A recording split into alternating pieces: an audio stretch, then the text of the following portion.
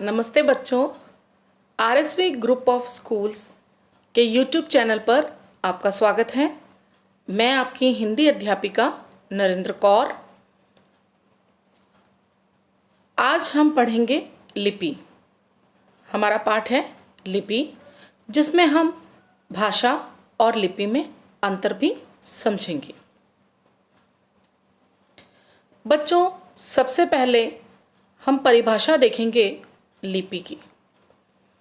भाषा को चिन्हों द्वारा प्रकट करने के माध्यम को लिपि कहते हैं। दोबारा से देखें, भाषा को चिन्हों द्वारा प्रकट करने के माध्यम को लिपि कहते हैं। बच्चों, लिखित भाषा में ध्वनियों के लिए निश्चित चिन्ह होते हैं। इन चिन्हों के लिखने के ढंग को ही लिपि कहते हैं। भाषा और लिपि में अंतर।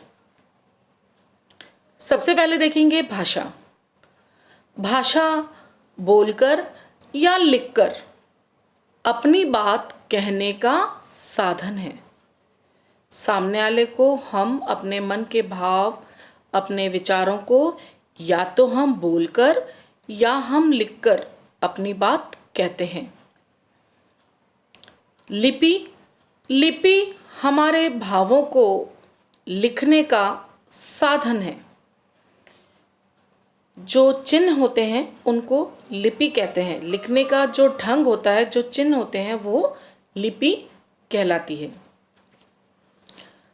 अलग अलग भाषाओं की अलग अलग लिपियां होती हैं।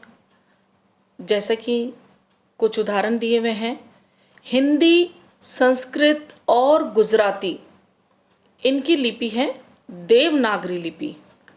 अंग्रेजी भाषा की रोमन लिपि, पंजाबी भाषा की गुरमुखी लिपि, कश्मीरी और उर्दू भाषा फारसी लिपि। अब आगे देखें राजभाषा। राजभाषा किसे कहते हैं? राजकाज, काज यानी कार्य।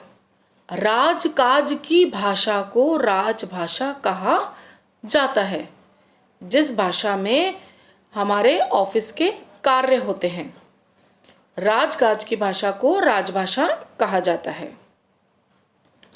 14 सितंबर 1949 को पारित भारत के संविधान के अनुच्छेद 343 के अनुसार हिंदी को भारत की राजभाषा की मान्यता प्राप्त हुई है। तो बच्चों, आज हमने पढ़ा लिपि, भाषा और लिपि में अंतर। तो इसी के साथ हमारा पाठ यहीं समाप्त होता है। नमस्ते।